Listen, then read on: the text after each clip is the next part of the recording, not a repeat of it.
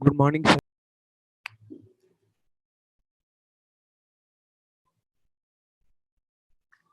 Paper discussion है क्या? Yes, sir. All right.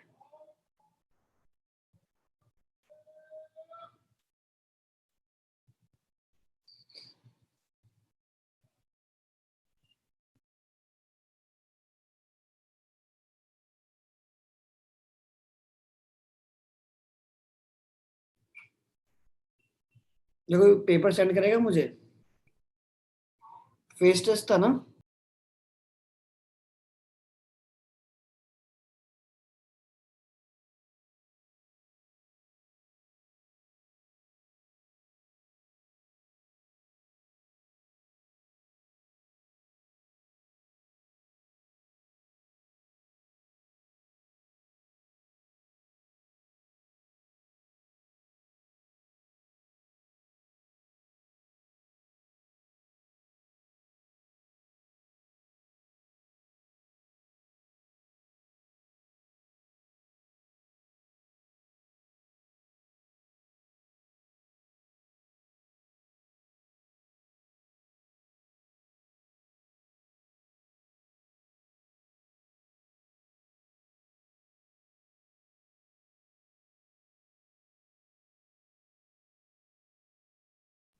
या किसी ने पेपर सेंड नहीं किया अभी तक यार? सर पीडीएफ मिली नहीं अभी।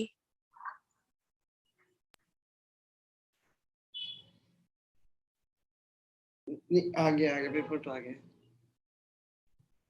चेक करो पीडीएफ मिल गई होगी तुम लोगों को यार।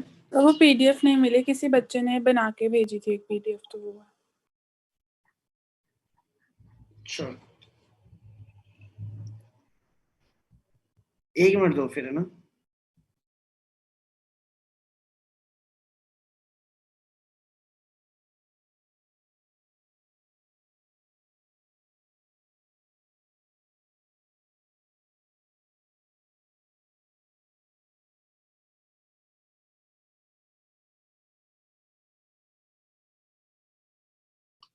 जो भी मतलब ये दानिश साहब ने भेजा वो ठीक है क्या? मतलब सही है ना? इसमें कुछ दिक्कत तो नहीं है?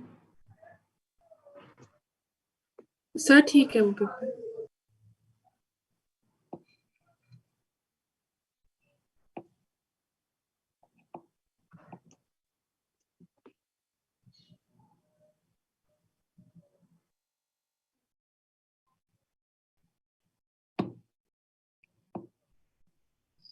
चलो यार बताओ, डाउट्स बोलो अपने। सर 30। सर 30। कैसा था? सर मेंस वाले में 30।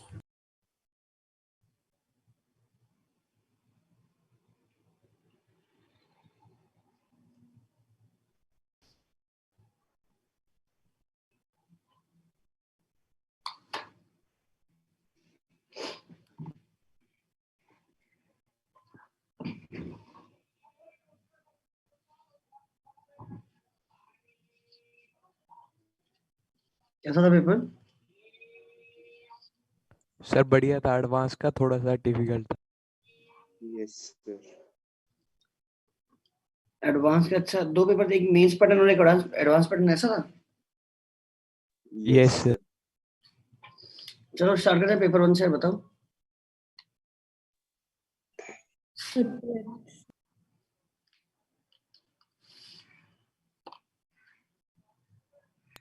30th question.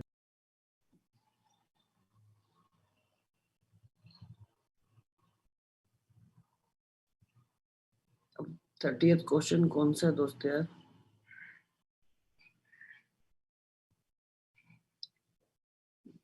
सर जिसमें इलेक्ट्रिक फील्ड का फंक्शन दिया।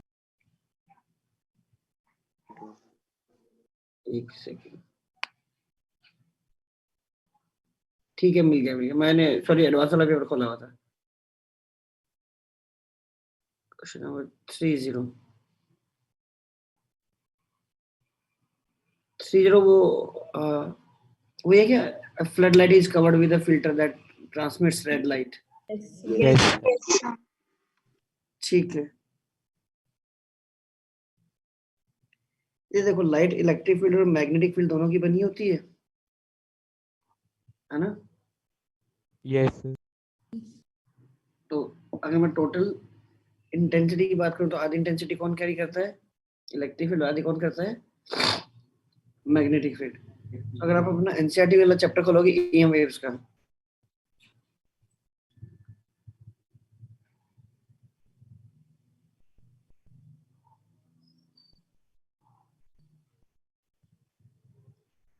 ईएम वेव्स का, उसमें वहां पर आपको दिया बताया हुआ कि जो आपकी एवरेज इंटेंसिटी होती है दैट इज गिवन बाय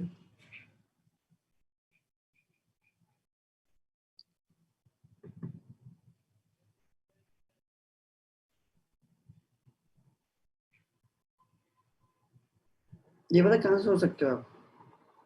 मतलब basically half C epsilon naught E square. E की मतलब ई नॉट स्क्वायर। वैसे आपको याद है इंटेंसिटी जो होती है वो एम्पलीट्यूड के स्क्वायर के प्रोपोर्शनल होती है। Proportional.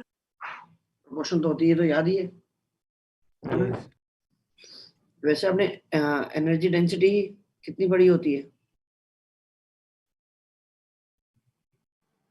Half epsilon naught E square.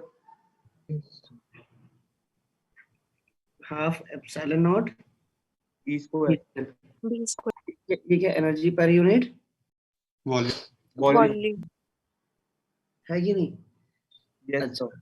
और इंटेंसिटी क्या होती है? Per unit area per unit पर टाइम, यूनिट टाइम। है ना? तो जो du है, मतलब मैं थोड़ा सा एक वॉल्यूम ले लूं,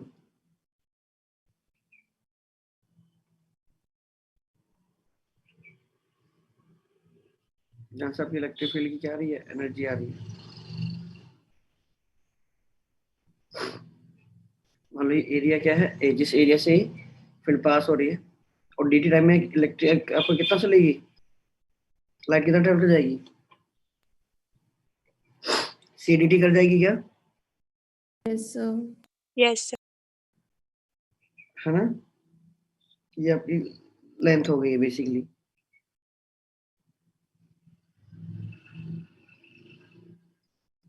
तो यहाँ से आपके पास वैल्यू निकल के आती है कि भाई आपको पता ये है, ये क्या है? आपके एनर्जी पर वॉल्यूम है। तो इसको क्या करना है आपको? इंटेंसिटी क्या होती है? पर यूनिट एरिया होती है। तो वो नीचे क्या लिखा हुआ है? एरिया सी डी टी लिखा है, वो इधर मल्टीप्लाई हो जाएगा, फिर उसका स्क्वायर है, वैल्यू आप पुट करोगे, फिर उसका रूट लोगे, तो वहां से निकल के आता है। तो एक बार 1 मिनट अगर मैं आपको एग्जैक्टली बता भी देता हूँ यार, कौन से पेज पर लिखा हुआ है।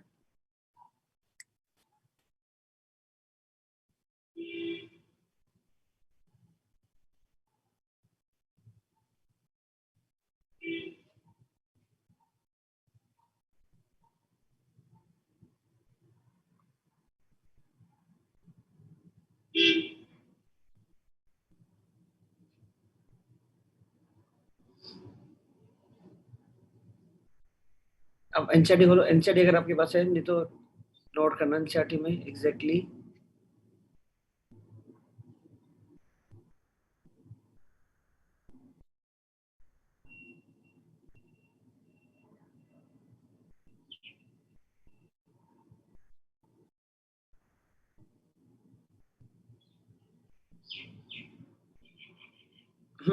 NCERT page number 279।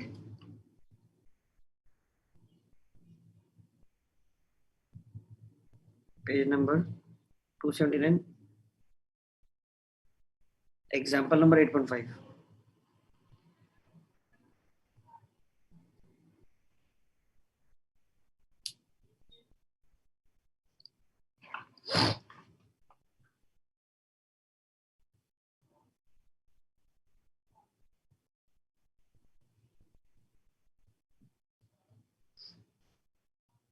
तो आपके पास इलेक्ट्रिक देखो, जो टोटल इंटेंसिटी है, जो टोटल इंटेंसिटी होगी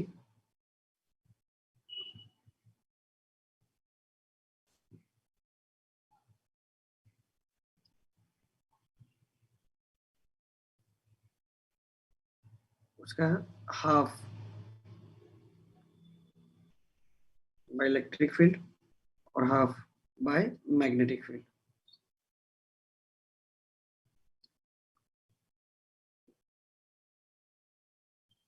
एंड रिमेनिंग जो हाफ होता है बाय मैग्नेटिक फील्ड। तो जो टोटल इंटेंसिटी का जो अगर आप आधा कर दोगे तो वो जो कंट्रीब्यूशन आएगा वो आएगा हाफ एप्सिलॉन नॉट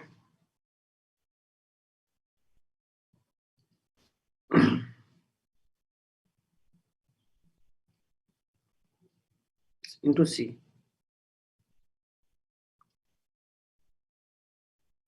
सिर्फ इलेक्ट्रिक फील्ड कंट्रीब्यूशन। ये होता है, दिस इज योर, ये टोटल इंटेंसिटी है, सिर्फ टोटल इंटेंसिटी है, उसका अगर आधा कर दोगे बाय इलेक्ट्रिक फील्ड, ठीक है, तो this is your total, this is the total, उसका आधा कर दोगे तो बाय इलेक्ट्रिक फील्ड, और इतना ही जो अमाउंट है वही किसका है, मैग्नेटिक फील्ड का। मैग्नेटिक। अब बताओ अगर मुझे आरएमएस निकालना हो, अच्छा अगर मुझे टोटल निकालना हो तो बेसिकली मैं लिख देता हूँ आई टोटल कितना है, बेसिकली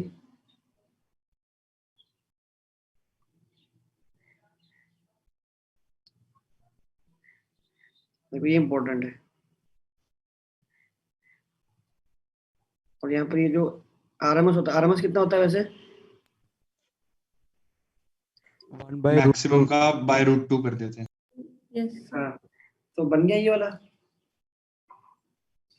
yes sir, देखो इन्होंने क्वेश्चन में क्या पूछी है, एवरेज इंटेंसिटी ऑफ सन पूछी है ना, मतलब ऑब्वियसली वो तो टोटल इंटेंसिटी की बात कर रहा है। yes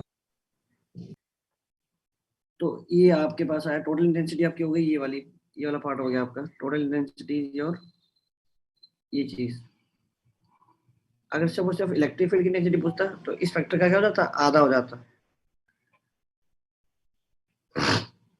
ऑलराइट, तो अभी आपको क्या करना है, अभी तो आपको ये वाला फॉर्मूला यूज करना है, क्योंकि आपसे क्वेश्चन में टोटल इंटेंसिटी पूछी हुई है कितनी है, एवरेज इंटेंसिटी कितनी है, तो average intensity simply half C epsilon naught E square, या आरएमएस पता तो आरएमएस के फॉर्मूले लिख दो ऐसे।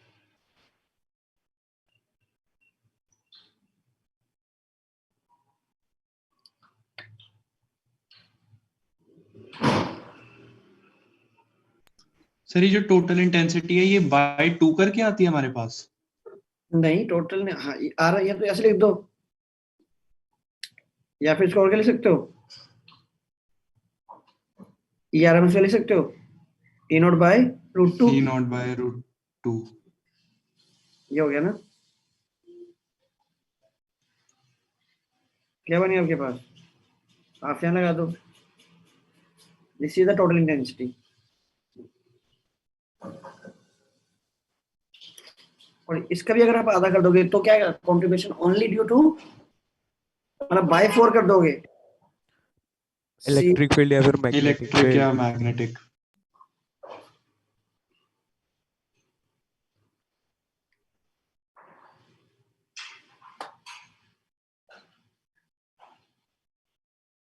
चलिए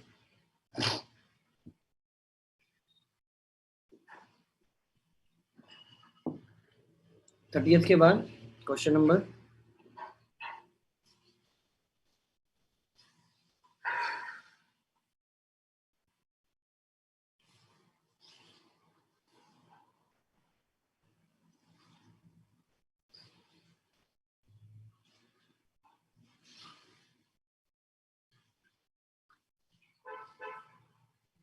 अच्छा ईमानदारी से बताओ, पेपर एक बार सोल्व करके आए हो ना यार? करा है सर। हाँ क्योंकि देखो इम्पोर्टेंट आया ना, क्योंकि पेपर देने के बाद सोल्व करना जरूरी है। बताओ इसके बाद अगला डाउट। सर 38।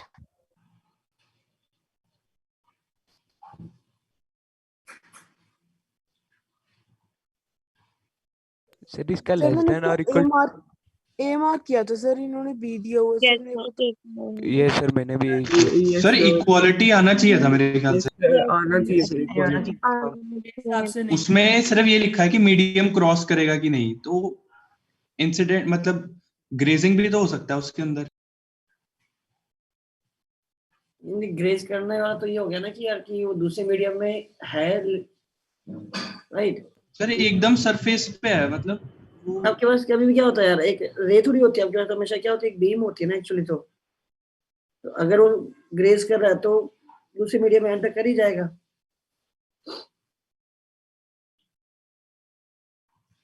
लाइट नॉर्मली इस पे गिरी है,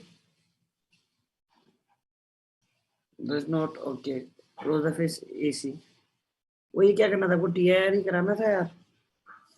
ये तो मेरे ख्याल से ये तो सबको समझ में आ गया कि TIR का क्वेश्चन था, है ना। Yes sir. Yes Yes, sir. हाँ देखो, तो ये याद रखो कि अगर आपको किसी चीज से पास नहीं कराना तो उसका कंडीशन हमेशा क्या करो, TIR से कंफर्टेबली करा दो। मतलब आपको जो थीटा होना चाहिए, एंगल ऑफ इंसिडेंस, वो क्रिटिकल एंगल से ज्यादा होना चाहिए। क्रिटिकल एंगल होगा तो ग्रेस करेगा, मतलब दूसरे मीडियम में एंटर की हुई है।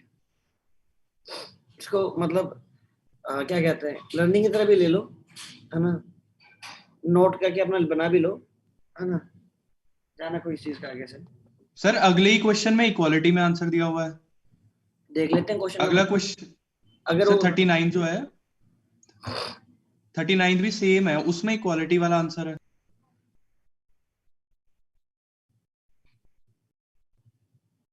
नहीं, पर एक बात बताओ, इसमें तो बेस्ट पॉसिबल आंसर ही क्या है? इक्वालिटी वाला ही है सर वैसे मतलब बुक है। सॉल्विंग के वक्त भी सिर्फ वही दी होते हैं इक्वालिटी वाले, या इस फर्क ही नहीं पड़ता उसमें। टोटली रिफ्लेक्टेड ना। कायदे से क्या होना चाहिए, ग्रेटर देन 8/9 होना चाहिए था। अगर आपके दो ऑप्शन होते, ग्रेटर देन 8/9 और ग्रेटर देन इक्वल्स टू 8/9, तो फिर आपके लिए पेनफुल होता है, फिर आप ग्रेटर देन 8/9 लेते हो। देखो अगर आप बराबर भी 8/9 करोगे तो आपकी जो रिफ्लेक्शन नहीं हुआ, देखो ग्रेस करने को रिफ्लेक्शन थोड़ी बोलते हैं।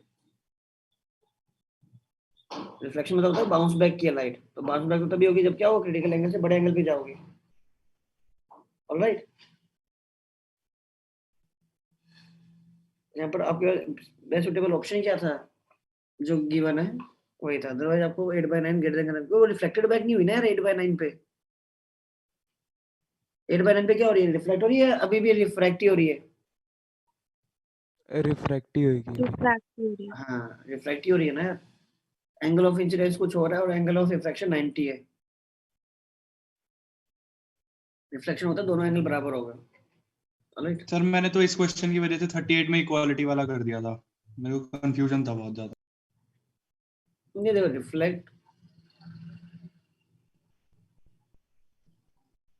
लिख दिया फिर तो डेफिनेटली यार वो हो रहा है।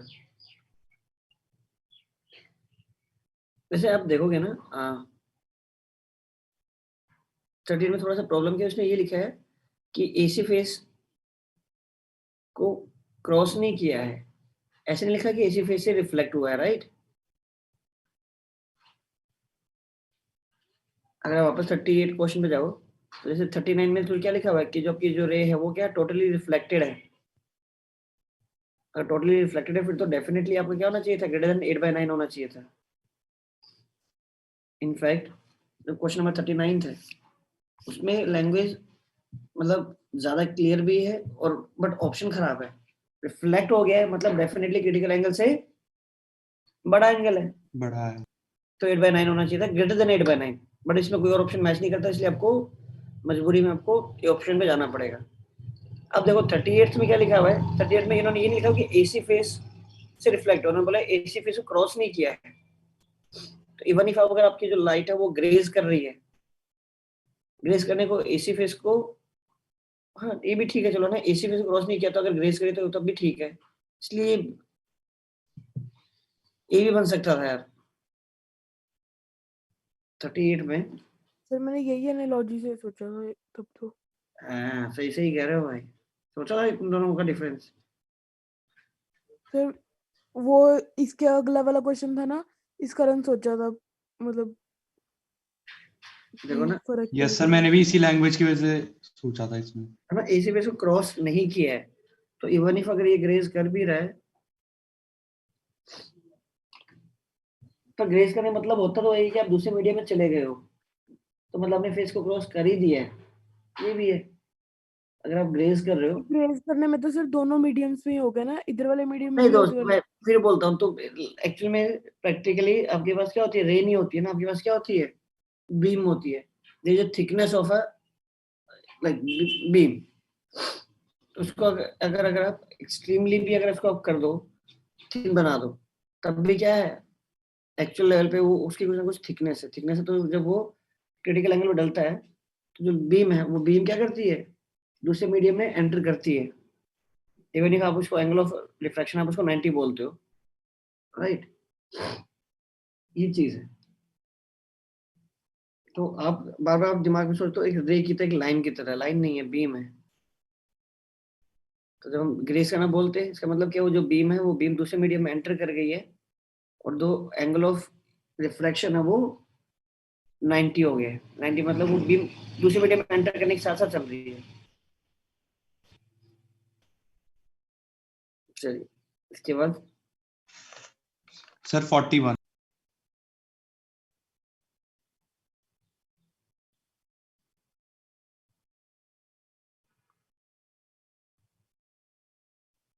फोर्टी तो वो कंडीशन नहीं लिखी हुई थी, क्या है? यस सर, उसके Yes, ऊपर ही है। sir. डिस्पर्सिव पावर्स गिवन है और मीन डेविएशन गिवन है।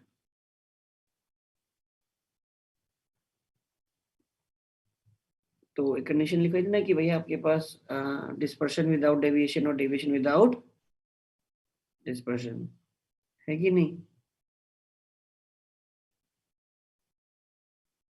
ये क्वेश्चन ही बोला, दोनों पेजों का कंबाइन किया। जीरो एंगुलर डिस्पर्शन का मतलब क्या है भाई? डिस्पर्शन का जो फॉर्मूला होता है, अच्छा, जो मीन डेविएशन है वो किसका होता है, येलो का होता है। जैसे मीन डेविएशन में Yes, sir. Yes, sir. और डिस्पर्शन क्या होता है, वॉयलेट और रेड Red. रेड के बीच में जो मतलब का जो गैप क्रिएट होता है, के बीच में जो एंगल बनता है उसे डिस्पर्शन बोलते हैं। तो क्या होना चाहिए,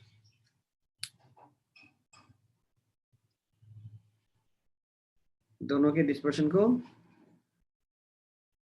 एड जीरो कर दे। Yes, sir. Yes sir. क्या होगा?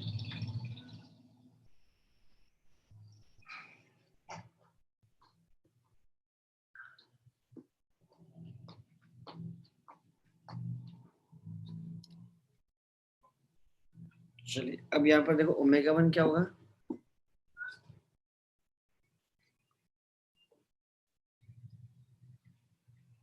मतलब मैं डिस्पर्शन की बात कर रहा हूँ।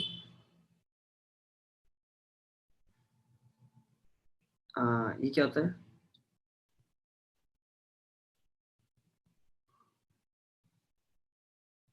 ये होता है क्या, ये भी 1 है, ये भी 1 है।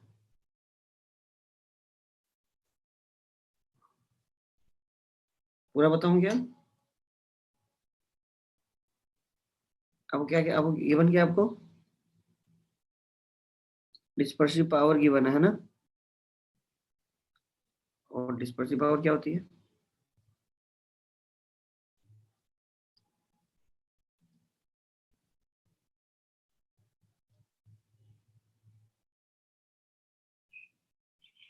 ये होती है क्या, है ना क्लास?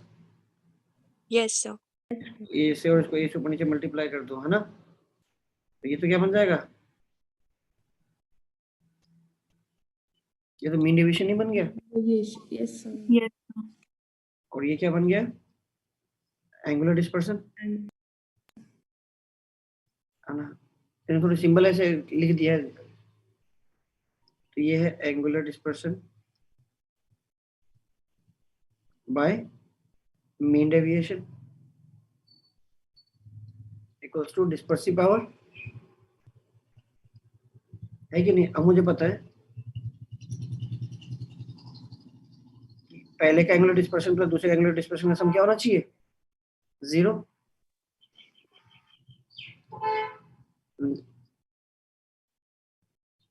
ऐसे क्या था, angular dispersion of 1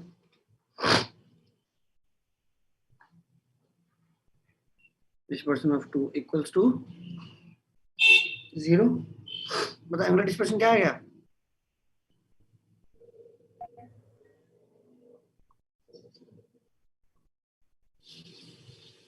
तो angular dispersion क्या बन गया?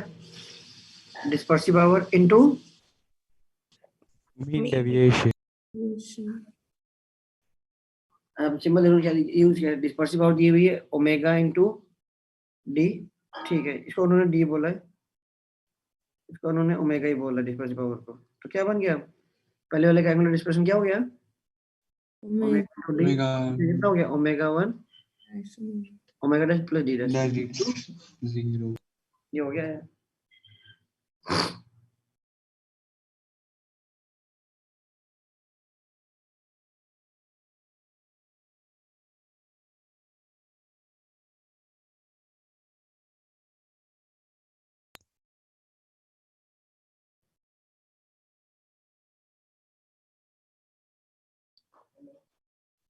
Excuse me sir.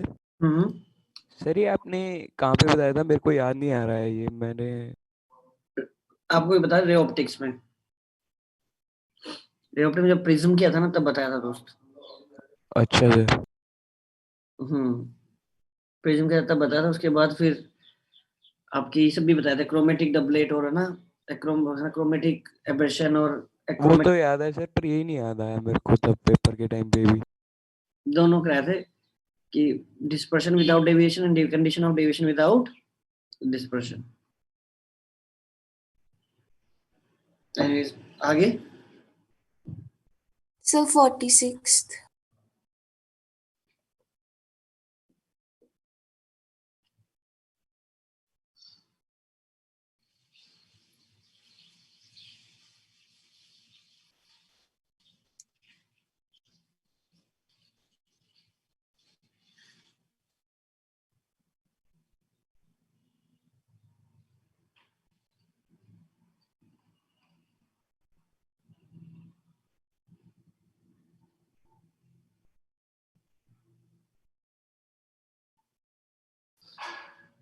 पहले S2 क्लोज था, उसके बाद S2 क्लोज ही रखा, S1 को भी क्लोज कर दिया, ये है ना। Yes.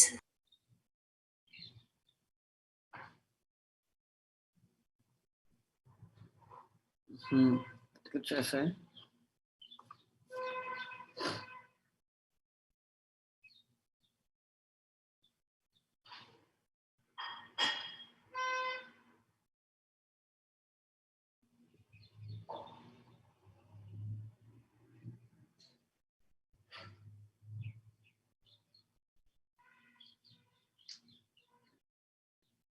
अच्छा ये सॉरी, सी नहीं, ये बैटरी है।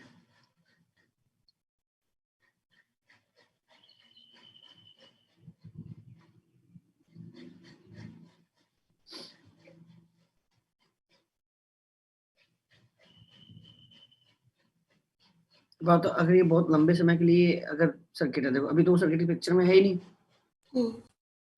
ऐसे मान लेते हैं ये आपका सर्किट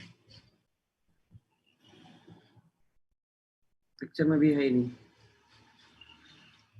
पहले ये वाला सर्किट ही काम का आएगा, और लॉन्ग टाइम Yes. में क्या होगा, ये इंडक्टर कैसे बिहेव Short circuit. करेगा? Straight wire. हाँ, तो स्ट्रेट वायर की तरह बिहेव करेगा, इसमें कुछ करंट जा रहा होगा, कितना जा रहा होगा? E/2 है। करंट परफेक्ट है, तो इसमें जो आई जा रहा होगा वो E/2 आ जा रहा होगा, सही है। चलो फिर देखते हैं, फिर अपनी सर्किट को क्लोज कर दिया, सही है। Rate of change of current that is in the inductor.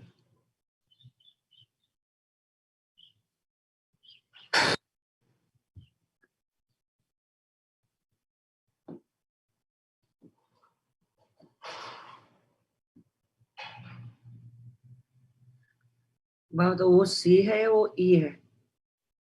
ई है। दोनों ई है सर। चलो कोई ठीक है, ये भी ई है, बैटरी भी बैटरी ही है। Alright.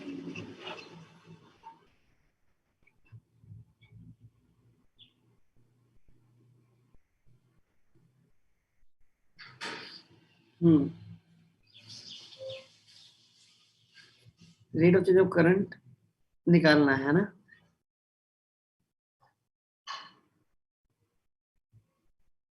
इन इंडक्टर।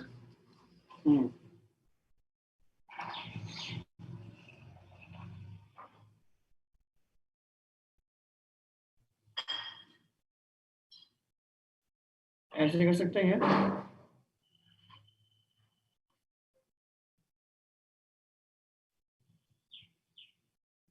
इमीडिएटली आफ्टर ये अपना करंट तो चेंज करेगा नहीं, यस सर। है ना।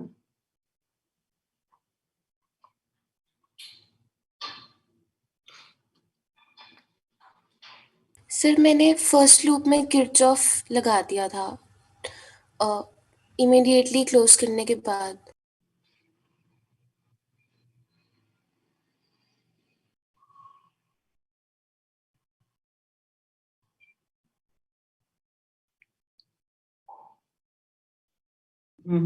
चलो हाँ, फिर सिर्फ 1.5 आ रहा था।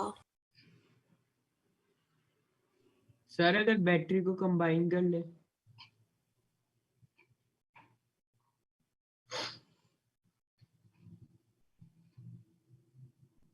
लेट अस से बैटरी को आपने कंबाइन कर लिया है।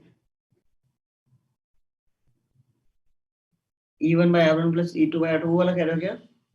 यस सर, ई तो सेम ही आ जाएगा, ई आ जाएगा, और जो रेजिस्टेंस है वो पैरेलल से निकाल लेंगे 2R/3।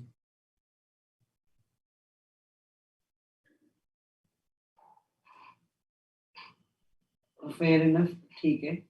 2R/3 आपके पास एक नया सर्किट बन गया जिसमें आपके पास एक नई बैटरी है। ये आप बोल रही है आपका 2R/3 हो गया, है ना। Yes sir. अब सर इंडक्टर की रिक्वायर्ड ईएमएफ निकाल लेंगे ताकि करंट सेम रहे।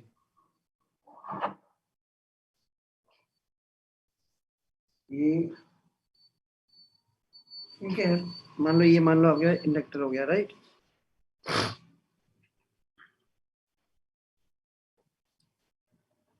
अगर क्वेश्चन को वापस से क्लियर किया जा सकता है, मतलब अब आपके पास जो इसमें जो करंट आएगा, फाइनली जो करंट आएगा कितना आएगा,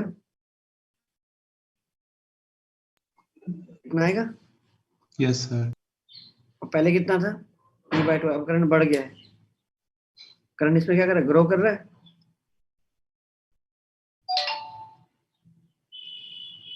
है ना।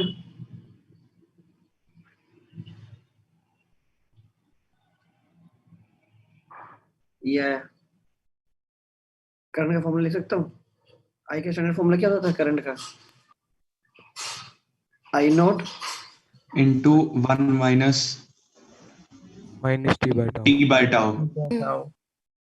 सर पर हम ऐसे क्यों कर रहे हैं? इससे तो ये आ जाएगा कि करंट की ग्रोथ हो रही है, पर आफ्टर जब बंद किया तब करंट तो सेम रहना चाहिए, तो इंडक्टर की रिक्वायर्ड ईएमएफ नहीं निकाल सकते? नहीं, इसे देखो, di/dt निकाला ना इमीडिएटली आफ्टर। देखो करंट तो सेम रहा, लेकिन करंट चेंज तो होगा ना उसके बाद। निकालना तो आपको rate of change of current निकालना इमीडिएटली आफ्टर क्लोजिंग।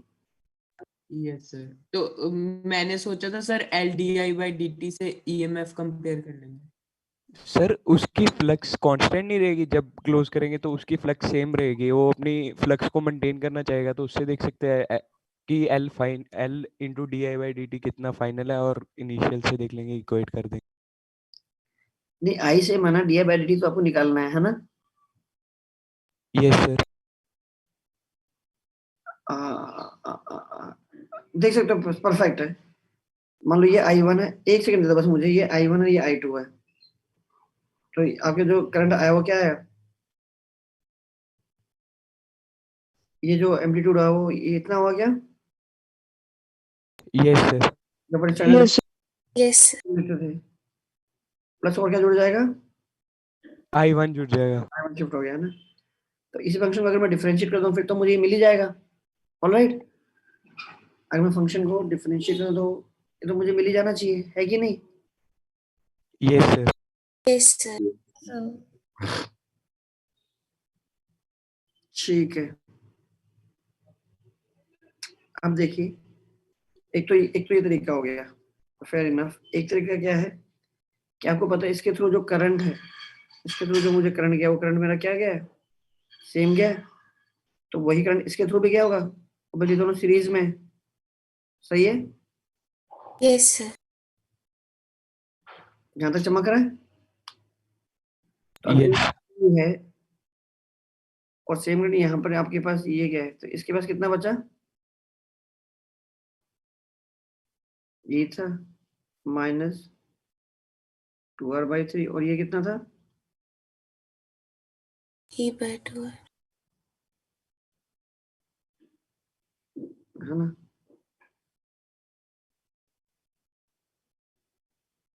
ये बना गया। अगर i इसमें है तो इसमें भी i हुआ, तो अगर आप E माइनस IR कर दोगे तो वो इसका वोल्टेज आया नहीं आया, यस सर। तो ये आया, तो इसका वोल्टेज कितना हुआ, LDI LDM. LDI/dt DT। आया नहीं आया? Yes sir. परफेक्ट है। और कैसे कर सकते हो, इसमें विचार कर सकते हो, इसको क्या बोल दो, इसमें बोला दो, अपना नोडल लगा लो, ये x है ना? यस सर, बाकी हमारे को 0। ये x है, तो आप इसको क्या बोल सकते हो, ये 0, तो ये कितना हुआ, E ये भी 0, ये भी 0, ये भी कितना हो गया, ये भी E हो।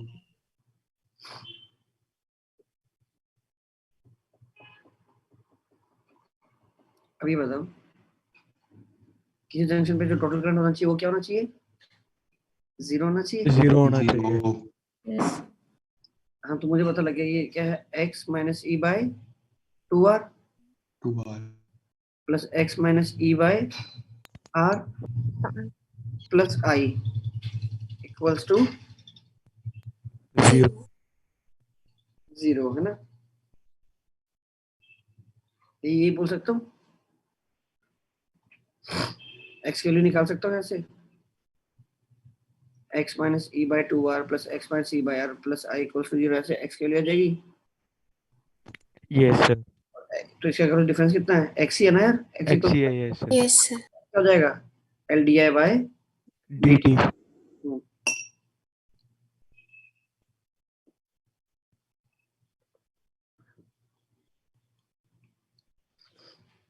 परफेक्ट है। देखो मैंने ये वाला जो तरीका किया है, मतलब जिसने भी सजेस्ट किया है, अच्छा तरीका था ये, मान लो ये है ना, ये कैसे मैंने ये लिखा, मुझे पता है पैरेलल में जो बैटरी होती है, मतलब E और R है, E1 R1, ये देखो दोनों बैटरी पैरेलल में नहीं है, ये भी इन दो पॉइंट्स के बीच में लगी हुई है और ये भी इन दो पॉइंट्स के बीच में लगी हुई है, इसको एक सिंगल बैटरी से रिप्लेस कर सकता हूँ। वो सिंगल बैटरी क्या होती थी, E1/R1 plus E2/R2 upon 1/R1 plus. और so if E1 equal to same है, मैं R2 की बात नहीं कर रहा हूँ, सिर्फ E1 E2 की बात कर रहा हूँ, तो यहाँ से E कॉमन आ जाता, यस सर। E की वैल्यू E E कॉमन आ जाता और ये क्या बन जाता, 1/R1 प्लस 1 कट जाता, E नेट ये बन जाता, है ना? Yes yes sir. Yes sir. और R इफेक्टिव तो क्या है, उनका रेसिप्रोकल लेके ऐड करना, तो 1/R इफेक्टिव आ जाएगा वहां से। ठीक है, सही है। सर आंसर 1 दिया हुआ है, 2E/3 से तो 2 आ रहा 2 आ है। रहा है। Yes. No. 2 लिखो फिर आंसर यार,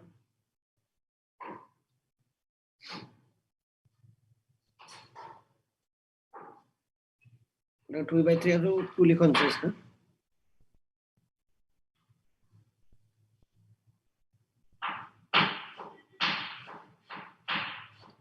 सर जैसे यहाँ पे आपने दोनों उनको कंबाइन करके फिर किरचॉफ लगाया, मतलब किरचॉफ भी नहीं है, मतलब सिंपली यहाँ किरचॉफ भी बोल दो ऑब्वियसली कि इसका वोल्टेज ड्रॉप मुझे बताओ, वोल्टेज ड्रॉप। बताओ इसके सामने है। हाँ मैंने पेपर में ना एक लूप पे ही लगाया था, जो फर्स्ट वाला लूप है। एक लूप से कैसे होगा, क्योंकि इसमें करंट आई थोड़ी है, इस पे I1 है, इसमें I2 है, I1 प्लस I2 मिला के कितना है। हाँ अगर आप इस लूप में लगाओगे तो 2R इंटू I1 काउंट होगा, इस लूप में लगाओगे 2R इंटू सॉरी R ठीक इंटू है। I2 की जमा आएगी और I1 प्लस I2 को सॉरी, तो इन इक्वेशन को सोल्व करके फिर आपके पास I1 I2 की वैल्यू आएगी, और आई और आपके पास I1 I2 की वैल्यू आ गई, तो अब इसका फिर वोल्टेज उसके बाद है ना, इसका पता है, इसका पता बचा हुआ इसके क्रॉस आ जाएगा LdI/dt।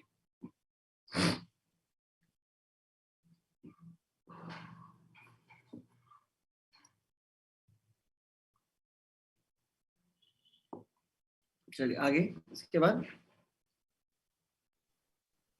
सर एक ना 48 में मुझे एक चीज पूछनी थी आपसे।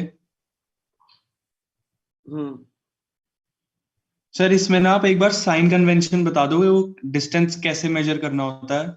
मेरा इसमें प्लस माइनस में गलती होती है हमेशा। सिंपली यहाँ पर क्या देखो यार, अगर डिस्टेंस किसी भी फिक्स्ड पॉइंट से, कोई फिक्स पॉइंट से अगर कोई भी पार्टिकल की डिस्टेंस बढ़ रही होती है, तो लॉजिकली उसका dx/dt क्या आएगा, dt is always positive, dx भी इंक्रीजिंग है तो पॉजिटिव आ जाएगा, और डिक्रीजिंग है तो नेगेटिव आ जाएगा, है ना। सर 48 में आंसर डिफरेंट नहीं आएगा थोड़ा सा? देख लेते हैं यार,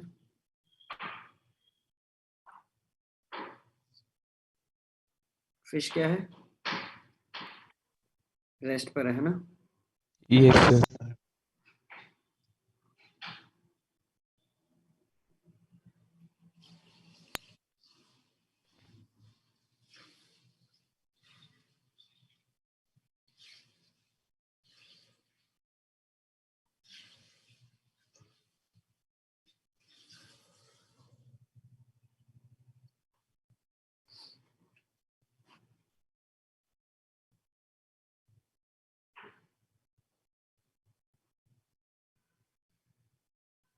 ये देखो, मेरे ख्याल से इनकी हाइट वाइट का तो मुझे कोई लग ही नहीं रहा कुछ लेन देना था अभी। Yes sir. नहीं यस सर। तो कोई भी चीज अगर आपकी हवा में होती है, अगर आप ये है आपका ऑब्जर्वर, ये फिश है ना, फिश को देखना है, फिश आपका एक तरह से ऑब्जर्वर हो गया, तो कोई भी चीज अगर आपको एच साइड पे है तो वो क्या दिखाई देगी, म्यू एच के म्यू एच के बराबर। तो स्पीड क्या दिखाई देगी, म्यू भी, अगर एक्टिव स्पीड भी है तो वैसे क्या दिखाई देगी, म्यू वी दिखाई दी। Mu V. यस सर, मेरा भी 4 मीटर पर सेकंड ही आया था। सर मेरा भी 4 आया था। 4 आया था। हाइट वाइट 4 का आ रहा था। नहीं, हाइट वाइट सब फालतू है, ठीक आएगा 4 मीटर पर 4 सेकंड। आएगा sir. Yes yes sir. Sir. Yes sir. Answer is 4।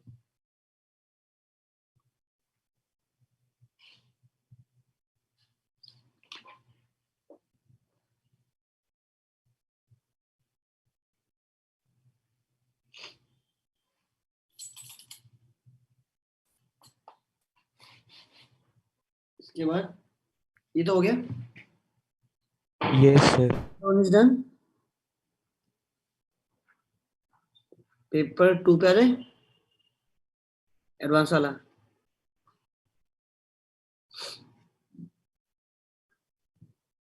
पूछिए।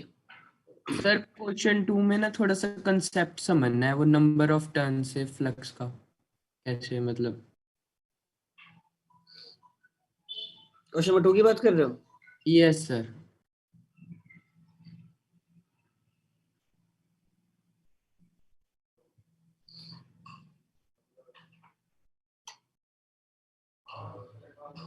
दो कॉइल्स आपके पास, सब जो म्यूचुअल इंडक्टेंस होगा यार वो तो क्या होगा, पेयर का ही होगा, यस यस सर। तो उसके लिए तो मतलब ऑब्वियसली कभी C1 C2 के लिए नहीं बोलते, उसके लिए तो क्या बोल देते हो, सिंपली पेयर का म्यूचुअल इंडक्टेंस आपको पता है क्या है। सर इसमें नंबर ऑफ टर्न्स इंक्लूडेड होते हैं कि सिंगल सिंगल कोई में कोई इसमें कहीं नंबर ऑफ टर्न्स तो इंक्लूडेड होते हैं यार, है ना।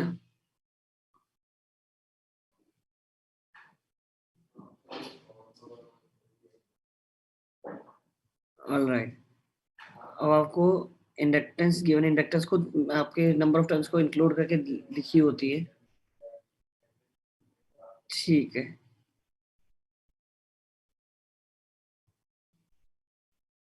आपको ये इसमें करंट गिवन है और di1 बाय dt भी गिवन है कि नहीं? तो magnetic flux linked with the जो कॉइल होती है वो कितनी हो गई?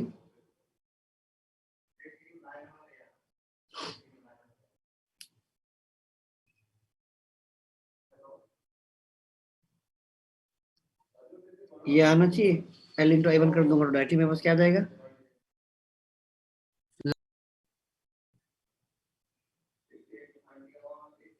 हाँ, flux linked with the coil ये होना चाहिए। सर उन्होंने नंबर ऑफ ऑन एन से भी डिवाइड करेंगे सर, फ्लक्स निकालना है ना एक के थ्रू। नहीं, वो सर अब वो पर टर्न देगा आपको। ये हाँ, अगर आप N1 से डिवाइड कर दोगे तो आपको वो पर टर्न देगा। Yes sir. आंसर उन्होंने फिर गलत दिया हुआ है।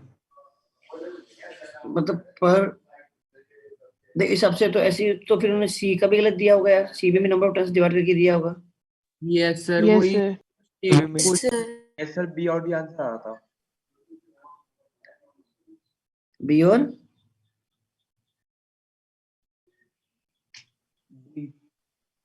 देखो ना, आपको नंबर ऑफ टर्न्स देखो ऑलरेडी गिवन है, तो अभी बी पार्ट से कंफर्म हो जाएगा कि बी ऑप्शन में क्या है, जो ईएमएफ आएगा खुद भी जो सेल्फ ईएमएफ इंड्यूस हुआ है वो क्या होना चाहिए, सिंपली एल di/dt। हाँ, इसको भी नंबर ऑफ टर्न से थोड़ी मल्टीप्लाई करोगे। यस सर इसमें तो L1 जो भी दिया हुआ है 25 दिया हुआ, di/dt कितना 4 दिया हुआ, 4 दिया आंसर। ठीक है। कितना हो गया 100 हो गया ना, और ये हो गया 100, हाँ ठीक है। 100 इंटू 10⁻⁴ ये मिली बन गया, ये 2 बन गया, ठीक है। बी ऑप्शन दिया हुआ है, बी ऑप्शन तो सही होना चाहिए। अरे ए और सी मत, ए और सी हटाओ, मतलब नंबर ऑफ टर्न से डिवाइड थोड़ी करोगे भाई। लॉजिकली सोचो, अगर आपके पास एक कॉइल है, एक कॉइल ने खुद की कुछ फील्ड क्रिएट की है कि नहीं, मान लो मैं कुछ इसके एरिया से मल्टीप्लाई कर दो, फ्लक्स आ गया, उसको टोटल नंबर ऑफ टर्न से मल्टीप्लाई करोगे तभी तो आपको टोटल फ्लक्स मिलेगा, और टोटल फ्लक्स ही इक्वल टू क्या होता है, li के ऊपर। LI होता है। तो इसमें नंबर ऑफ टर्न से आपने मल्टीप्लाई करने के बाद ही तो आपको टोटल फ्लक्स मिला, और वहीं से तो आपके पास L आया है ना, ठीक है। सर एक बात पूछनी थी सर, जो म्यूचुअल इंडक्टेंस है वो आती है जो दोनों एक दूसरे के साथ फ्लक्स शेयर कर रहे हैं, है ना? तो सर उसमें नंबर ऑफ टर्न्स इंक्लूड करके कैसे बनता है वो, मेरे को सर समझ नहीं आ रहा था, मैं सुबह देख रहा था। तूने रिवाइज ही नहीं किया, रिवाइज किया है म्यूचुअल इंडक्टेंस कैसे कैलकुलेट करते हैं? सर वो तो पता है कि जैसे हमने एग्जांपल भी किया है, पर सर उसमें हमने नंबर ऑफ टर्न्स शायद नहीं किए थे कभी, क्या एक बात, ना किया था। इम्पॉसिबल, तुमने मतलब रिवाइज ही नहीं किया दोस्त। क्या मैंने ऐसा क्वेश्चन नहीं किया जिसमें 2 सोलेनॉइड है, कोएक्सियल है, एक में नंबर ऑफ टर्न्स N1 और एक में नंबर ऑफ टर्न्स N2 हाँ है। जी सर, वो किया था एक, हाँ जी। हाँ, तो उसमें नंबर ऑफ टर्न्स इंक्लूडेड नहीं थे दोस्त। या फिर सर, मैंने आपको एक क्वेश्चन ये भी कराया था कि मान लो आपके पास एक सोलेनॉइड है और उस पे आपने क्या रखी हुई है, एक कॉइल है, सिस्टम में म्यूचुअल इंडक्टेंस कितना है, मान लो नंबर ऑफ टर्न्स इसमें मान लो N1 है, लेंथ L है, N2 है, नंबर ऑफ टर्न्स का तो इंक्लूड किया हुआ ये सब कुछ है। Yes sir. ओके सर, याद आ गया वो सर, जल्दी जल्दी में देखे नहीं थे अच्छे से नोट्स, सॉरी सर। देखो मैं वैसे भी ना आप लोगों को सजेस्ट क्या करता है, जब भी आप कोई प्रॉब्लम सॉल्व करते हो और आपको वो नहीं होता है लेकिन आपको कॉन्सेप्ट के बारे में कुछ आइडिया होता है, तो डेफिनेटली अगर ना क्लास नोट्स जरूर देखा करो, है ना।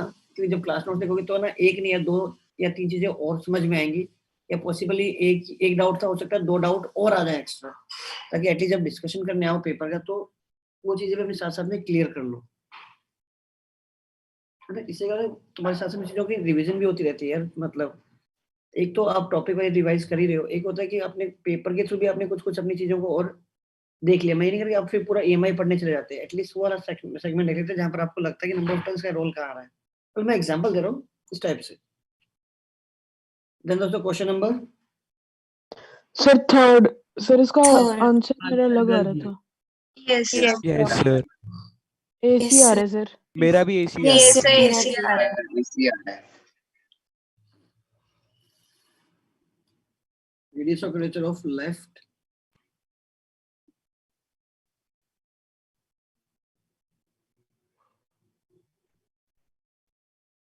सिंपली वही लगाया गया। आपके पास दो लाइंस बन गए। Yes sir, sir -2 by FL -2 वाला। FL1।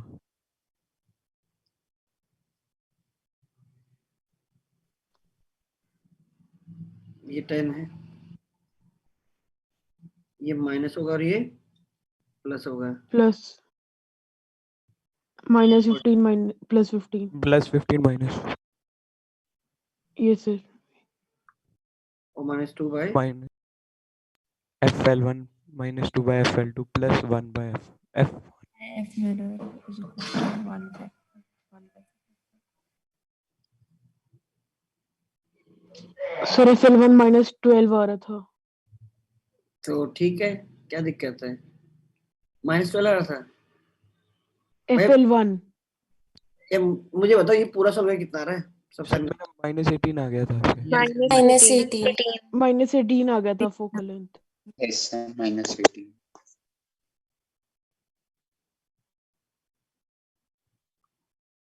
ये बात हो, ये हुआ हाफ, ये हुआ -10 -15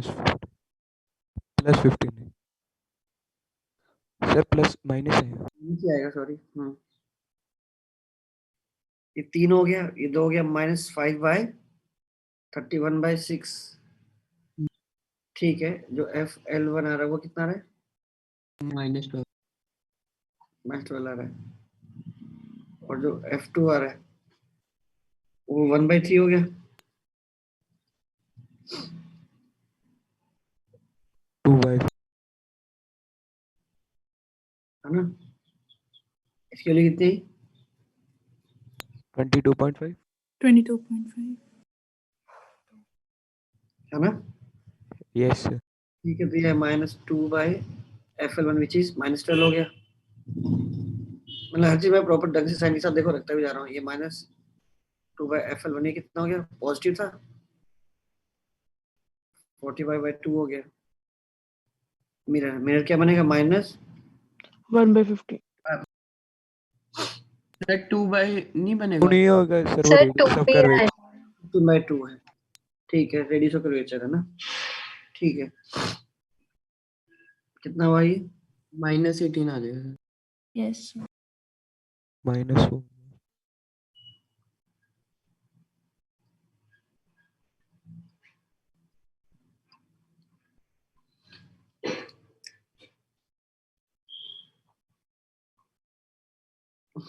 मतलब 90। 90 L से। हाँ, बिल्कुल 90 आया। ये आपके पास कितना? 15 आया, 96 और 6 इंटू ये क्या लिखा हुआ है? 2 आएगा। नेगेटिव आ रहा है। नहीं, नेगेटिव आ रहा है।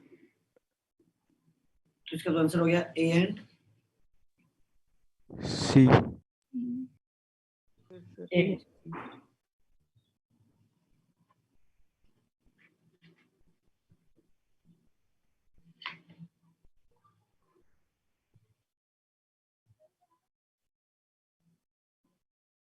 चेंज कर लो। सर एक आपसे चीज पूछनी थी इसमें। सर जो लेंस का फोकल लेंथ निकाल रहे होते हैं लेंस मेकर फॉर्मूला में, तो सर जो μL/μm होता है, सर वैसे तो हम इसमें एज्यूम करते हैं कि दोनों तरफ एयर है। सर एक तरफ क्योंकि इसमें एयर थी, एक तरफ वाटर था कॉनकेव लेंस के लिए। सर मेरे को ना उस चीज में डाउट आता है। सर मैं करता तो एयर के हिसाब से ही हूँ कि दोनों तरफ एयर है। सर मेरे को ये समझ नहीं आता सर क्यों करते हैं ये μL/μm में खाली एयर दोनों तरफ। मैं यहाँ पर देखो बहुत क्लियर रखो। इसको वाटर क्यों समझ रहे हो ना, इसको सोचो कि आपके पास दो इंडिपेंडेंट लेंस है प्लेस्ड इन कॉन्टेक्ट। सर वो उससे मैं सोचता हूँ कि अलग अलग रखे हुए हैं सर, पर एक्चुअल में तो वो एक साथ रखे हुए हैं ना। रुक तो जा। इफ ऐसे L1 है, इस क्वेश्चन को बोल जाओ से L2 है, से L3 है, से L4 है। What is the effective focal length या फिर इफेक्टिव पावर? सर वही -2/f1 वाले से कर लेंगे। वो क्यों लगाएंगे भाई, मिरर सिलरिंग ऑफ मिरर थोड़ी है। 1/f1 + अच्छा 1/f। हाँ जी, वो Yes. 1/f1 + 1/f2।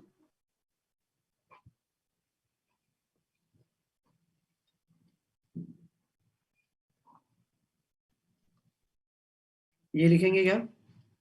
Yes sir. F1 क्या लेंगे? फर्स्ट वाले की फोकल लेंथ विद साइन। कैसे निकालोगे पहले वाली फोकल लेंथ? मालूम है सबका रेडियस ऑफ कर्वेचर दिया हुआ है।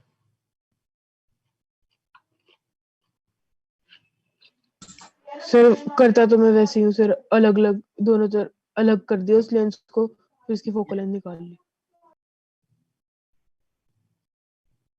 देखो इंपॉर्टेंट क्या है, जब भी कोई डाउट आता है तो आपके लिए इंपॉर्टेंट क्या, आप पहले उसका डेरिवेशन को समझो कि डेरिवेशन कैसे किया था। ये जो बनता है ये क्यों होता है, क्योंकि पहले वाले लेंस से जो इमेज बनी वो दूसरे के लिए कैसे बिहेव करेगा, ऑब्जेक्ट। उससे जो इमेज बनी वो तीसरे के लिए कैसे बिहेव करेगा, ऑब्जेक्ट एंड सो ऑन। ये चल रहा है ना। Yes sir. कि पहला लेंस अपना इंडिपेंडेंट बिहेव कर रहा है कि भैया आपके पास इधर भी हवा है और दूसरी तरफ भी हवा, मतलब इधर भी यस। एयर है, इधर भी एयर है। जिसने उसकी एक इमेज बनाई, वो इमेज इस लेंस के लिए ऑब्जेक्ट की तरह बिहेव करेगी। इसके भी इधर हवा है और इधर भी हवा हवा है, है। ऐसे। और उसके बाद फिर ये वाले लेंस है, इसके लिए इधर भी एयर है, इधर भी एयर है, इसके लिए भी इधर भी एयर है और इधर भी एयर है। फर्क इतना है कि भाई इससे जहाँ इमेज बनी है इसके इसके बीच में क्या है, डिस्टेंस 0 है। तो इसका जो v है वो एज इट इज इसका क्या बन गया, u बन गया। और इसका जो v है वो एज इट इज का u बन गया। हाँ अगर मैं देखो, अगर मैं ये बोल रहा हूँ ये पूरा पूरा मैंने मीडिया में क्या किया, इस पूरे कॉम्बिनेशन को ही मैंने एक नए फर्दर एक मीडियम में डाल दिया तो फिर वो मीडियम का काउंट होएगा। मैं म्यूनोट डालूंगा तो एक तो क्या है, ये लेंस बन गया एक डेरिवेशन। अब इमेजिन करो ये लेंस बन गया, इसके इस मीडियम में यस सर। corresponding इसकी जो इमेज बनेगी वो उसी मीडियम में मान ली, और उसकी इमेज इसके लिए ऑब्जेक्ट है। वो जो इमेज बनाएगा वो वापस इधर यहाँ की बनती भाई। यस यहाँ सर। क्या करो, इस पूरे को मीडियम मान लो, बीच में मीडियम है। ये अब हो हो गया। जाता कंसीडर म्यू एम वाला। तब म्यूएल बाय म्यूएम में क्या रखते थे, म्यूएम में म्यू नॉट रख देते हैं। तो सभी लेंसेज को इंडिपेंडेंटली ट्रीट करो और सराउंडिंग मीडियम क्या मानोगे, जिस मीडियम में इस पूरे कॉम्बिनेशन को रखा हुआ है। रखा हुआ है। यस सर, समझ गया सर, थैंक यू।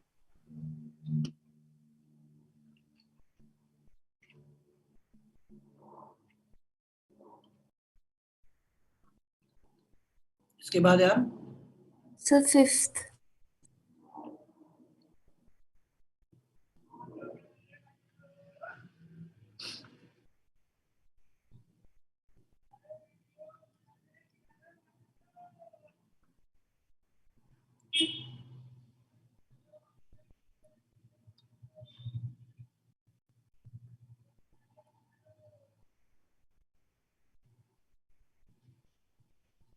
ये बताइए इसमें क्या है, फिफ्थ क्वेश्चन पूछ रहे हो ना? Yes sir. ये तो नॉर्मल वाईडीसी वाला क्वेश्चन नहीं है। बोला कि कहाँ पर आपकी इंटेंसिटी मैक्सिमम होगी, ये बात तो इंटेंसिटी मैक्सिमम कब होगी, जहाँ क्या बनेगा, पाथ डिफरेंस इन लैम्डा। हम्म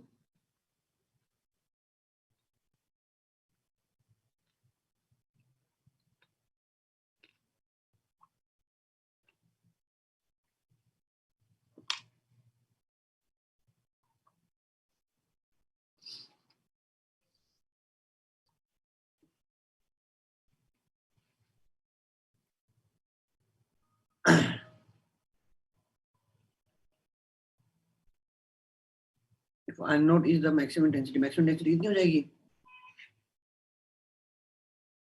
4 वो हो जाएगी। स्टैंडर्ड में तरीके तो है जहाँ path difference d sin theta क्या हो जाएगा?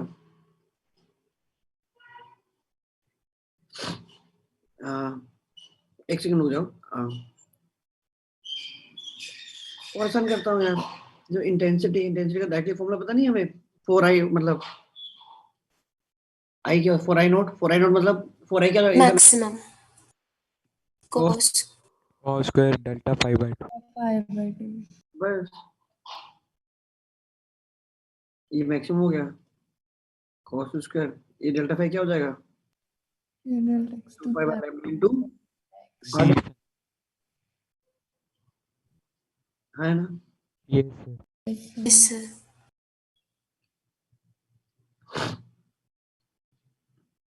बस डी आपको क्वेश्चन में पता है, sin theta लैम्डा भी आपको पता है। क्वेश्चन लैम्डा क्या है आपको? लैम्डा होता है c bye frequency. yes sir कितना हो जाएगा? 300 और डी कितना था? 150 दिया हुआ था मीटर, yes sir तो बाय 2 हो गया।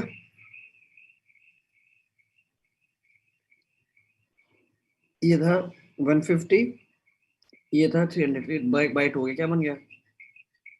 5/2 का into 1/2 और हो जाएगा। ये हो गया क्या? yes sir अलग अलग थीटा की वैल्यू पुट करते जाओ तो आपके पास अलग अलग आई की वैल्यू मिलती आती है। रहेगी। yes sir एक काम करो, थीटा की वैल्यू ए ऑप्शन देखो, ए ऑप्शन में 30 डिग्री है तो साइन थीटा कितना हो गया? half ये क्या बन गया? पाई बाय 4 यानी cos पाई/4 1/√2 का स्क्वायर 1/2 हाँ जी हो जाएगा ना? yes sir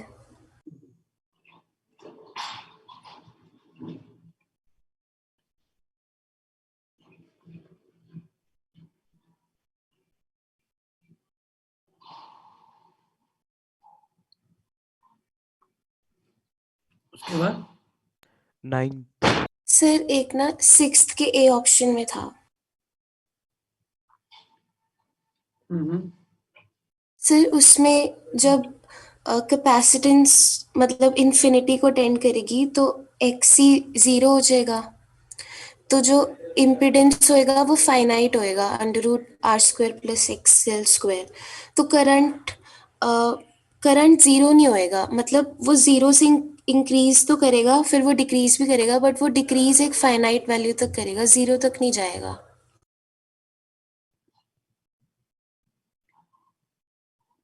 fair enough. तो ए ऑप्शन नहीं होना चाहिए।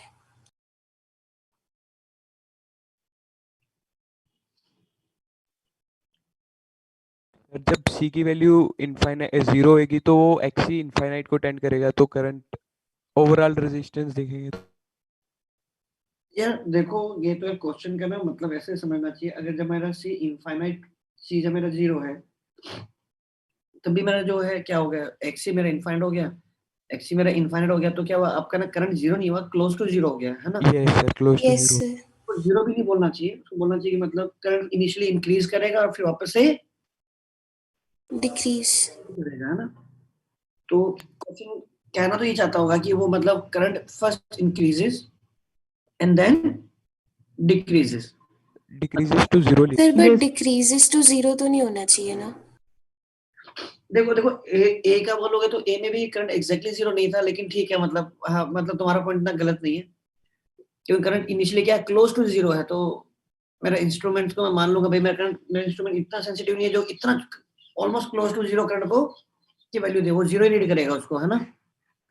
यस ठीक है, और उसके बाद जाएगा तो वो एक फाइनाइट नंबर देगा, और फाइनाइट हो या वो 0 depending upon the value of R and XL also. Yes sir. तो कोई सर्टेनिटी नहीं है कि वो 0 की तरफ डिक्रीज ही करेगा। फेयर इनफ यार, ए को छोड़ो।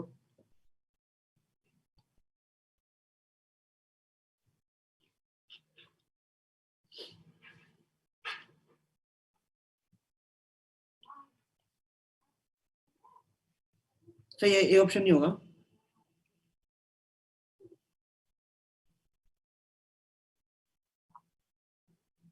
इसके बाद सर 9th का मतलब बता दोगे, मेरे को मतलब ही नहीं समझ में आया क्वेश्चन का।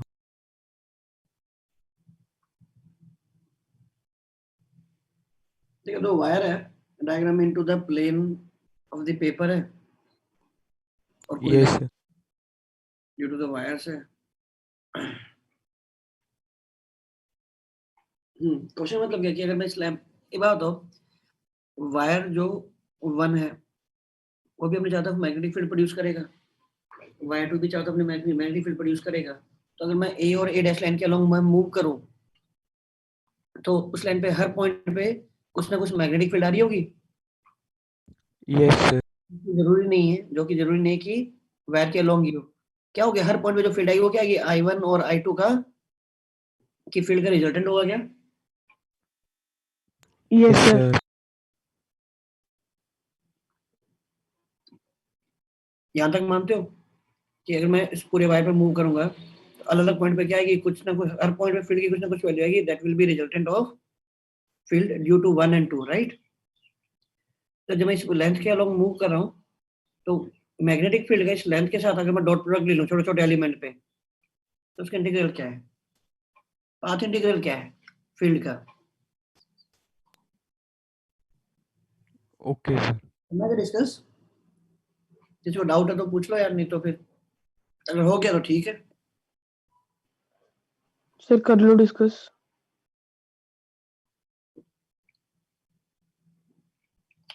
और किसी को डाउट है क्या?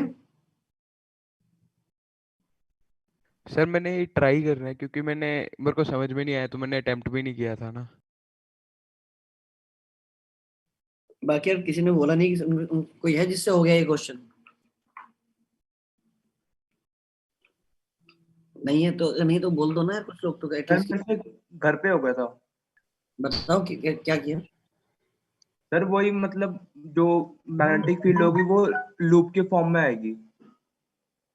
सर्कुलर लूप के फॉर्म में आएगी, ठीक है, मान लिया। यस सर, उसका मतलब अगर हम इसका इंटरसेक्शन बनाए कोई भी एक एंगल पे बना ले कि मतलब कोई जिसे स्ट्राइक कर रहा है वायर से मैग्नेटिक फील्ड, वो कोई एंगल मान ले थीटा, हम्म, तो जो इफेक्टिव जो डीएल के लॉन्ग आएगा वो बी कॉस थीटा आएगा। उसको फिर इंटीग्रेट कर लिया, मतलब देखो माइनस पाई/2 से प्लस पाई/2 से। देखो ये कह रहा है कि ना, ऐसे क्या बनेंगे इसके चारों तरफ ऐसे,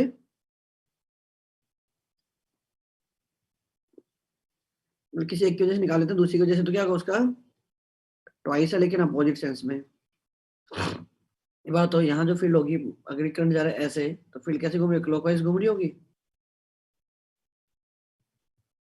यस सर। नोटिस करना, यहाँ पर फील्ड है इस तरफ और यहाँ पर फील्ड है इस तरफ, है ना? तो जब मैं इस लाइन के लॉन्ग मूव करूंगा तो ऐसे डॉट डीएल, दोनों केस में क्या है, एंगल 90 से कम है। कम है, पॉजिटिव आएगा, है ना? अगर मैं क्लॉकवाइज लेता तो एंटी क्लॉकवाइज लेता तो ऐसे घूमता, तो उल्टा घूमना पड़ता। पर मुझे मूव तो कैसे करना है, ए से ए डैश की तरफ मूव करना है, तो मैं मूव तो ऐसे करता, लेकिन अब फील्ड आती है ऐसे, तो अब ये वैल्यू क्या देती, नेगेटिव। तो इसलिए एक का पॉजिटिव तो दूसरे वाले का नेगेटिव होएगा। नेगेटिव है। बस फर्क इतना कि एक में आई रखना, एक में 2 आई रख देना ऐसे। देखो बट ये लेंदी प्रोसेस है, बहुत आसान सा सोल्यूशन क्या है इसका, इंटीग्रेशन एक तरीका ही, लेकिन बी डॉट डीएल करना मुझे किसने सिखाया है, एम्पियर सेकेंड लॉ ने बताया ना कि अगर एक क्लोज पाथ हो। सर मेरा हो गया था, मैंने भी ऐसे ही किया था, कुछ माइनस करके आ गया था मुझे। ठीक है, बढ़िया, फिर गुड यार, है ना? ये सोचना था इस टाइप से ही। मान लो ये है, आपको ए से ए डैश जाना है,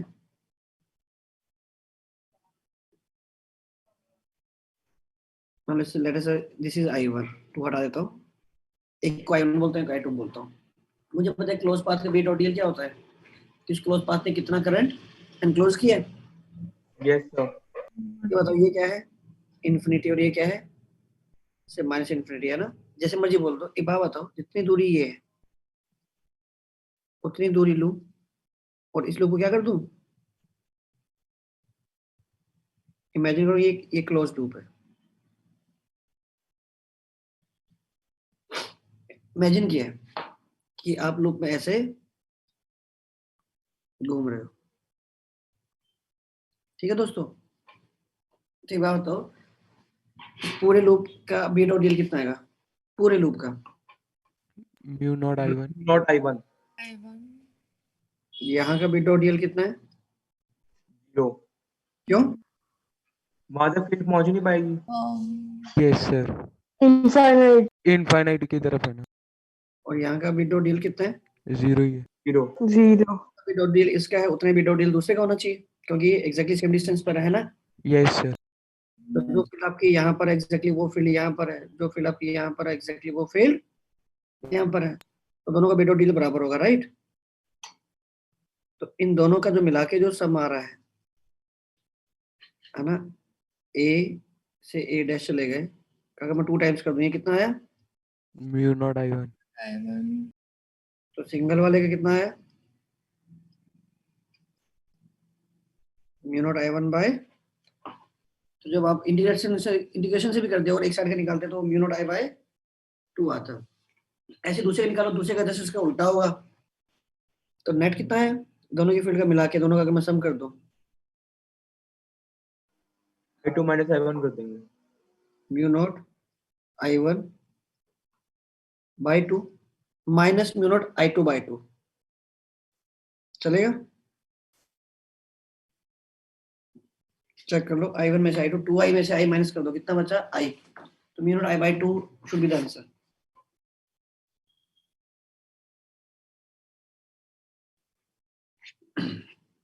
इसके बाद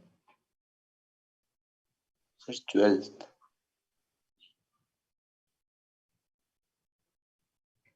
क्वेश्चन नंबर 12। सर इसके आंसर में डाउट है।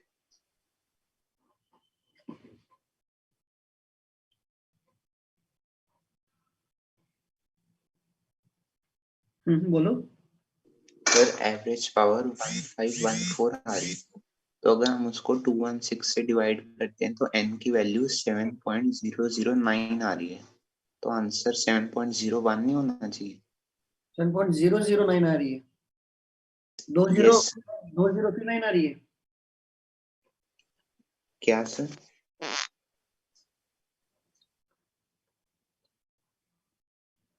मैं ये कह रहा हूँ कि 7.2 बार 0 फिर 9 आ रहा है क्या? Yes sir. और ये न्यूमेरिकल टाइप है ना? Yes sir. पक्का ये आ रहा है? पक्का मान के चलो।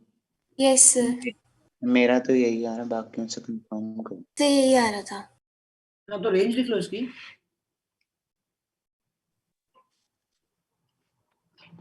रेंज लिख लो 7.0 से 7.01। सर ये 7 ठीक ही है, मैंने 7 मार्क किया हुआ है, मेरा ठीक ही दिया हुआ है। यस सर, सर उन्होंने क्लोज तो पूछा है।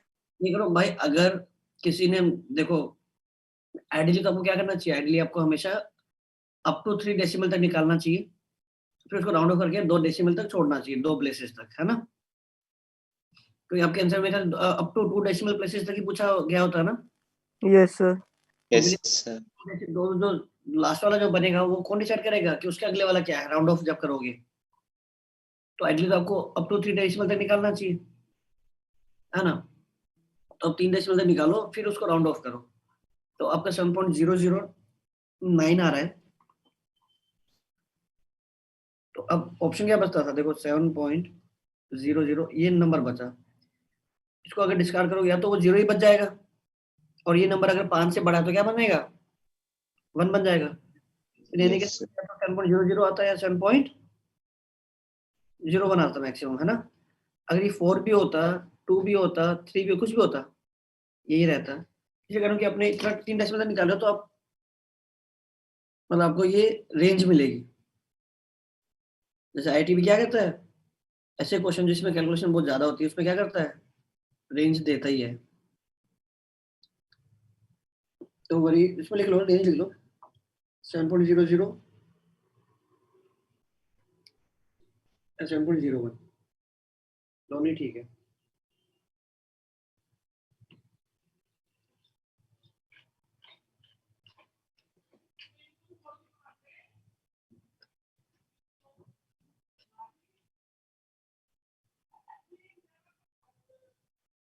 वैसे जाना ना आईआईटी ना आजकल ना आईआईटी ने रेंज बहुत कम कर दी है, क्योंकि एक्चुअली उन बच्चों को ना नुकसान हो जाता है जो अप टू 3 डेसिमल तक निकालते हैं।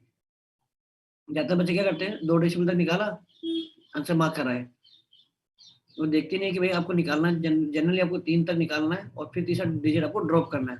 तो जो बच्चे तीसरा निकाल रहे हैं वो एक्चुअली एक्स्ट्रा टाइम दे रहे हैं हर न्यूमेरिकल क्वेश्चन पे, तो उनको डिसएडवांटेज हो रही है। जो बच्चे 2 तक निकाल के आ रहे हैं उनको एडवांटेज हो रही है। फाइनली अगर आईआईटी रेंज दे रहे हैं तो उन बच्चों को तो नुकसान हो गया ना, जो बच्चे 3 डेसिमल तक निकाल रहे हैं। इसलिए आईआईटी मतलब हर साल इस साल उसने से 2 एक क्वेश्चन इसमें सब रेंज की बात की एग्जैक्ट दिया, उसने एक्सपेक्ट किया है कि जितनी मुश्किल कैलकुलेशन हो अप टू 3 डेसिमल तक निकाल रहे हैं। और कैलकुलेशन जनरली मतलब डायरेक्ट कैलकुलेशन नहीं थी, एक्चुअली कैलकुलेशंस थी। चलिए इसके बाद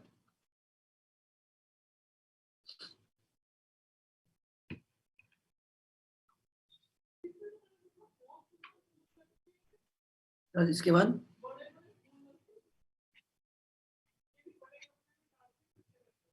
कोई डाउट नहीं है क्या? सर 17-18 में चारों ऑप्शन सेम दिए हुए थे। सर 16-7 16-7 सर 16 और 17 में सारे ऑप्शन सेम। हाँ 16 में भी सारे ऑप्शन सेम है, 17 में भी सेम है। बोनस कर लो यार, है ना? मतलब सारे ऑप्शन ठीक का मतलब क्या किया? देखो अब 17 में तो क्या है, ए ऑप्शन सही हो रहा है, बोनस कर लो, कोई सेंस नहीं है वैसे तो यार।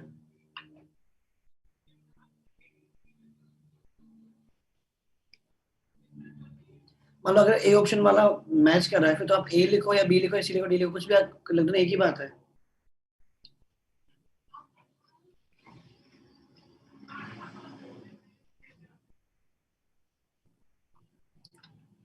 ठीक है बोनस लिख दो। अभी बताओ कि इस बार इस वीक में हमें क्या करना था? सर अभी टेस्ट शेड्यूल तो आया नहीं है। यस सर हमने क्या डिसाइड किया था? ईएमआई कर ईएमआई। ठीक है तो फिर अपन ईएमआई का डिस्कशन रखेंगे, ठीक है? कल Yes. क्लास ट्राई कर लियो। ईएमआई में तुम लोगों ने एग्जाम के लिए भी सॉल्व किया ही होगा यार। अभी जैसे सर नोट्स रिवाइज किए थे। यस सर, क्वेश्चन बैंक नहीं कर पाए इतना था नहीं। चलो फिर आज क्वेश्चन को एटलीस्ट वो लगा लो, क्या कहते हैं, सिंगल करेक्ट। हाँ सिंगल करेक्ट लगा लो। कल डिस्कशन रखते हैं सिंगल करेक्ट का, ठीक है? Okay sir. कर लोगे ना? बहुत आसान है, मतलब एसी Yes, मतलब हार्डली 10-15 सेकंड की क्वेश्चन है यार। तो ईएमआई वाला पार्ट करते हैं और सिंगल करेक्ट का कल डिस्कशन रखते हैं। Alright, yes class thank you sir. Thank you sir.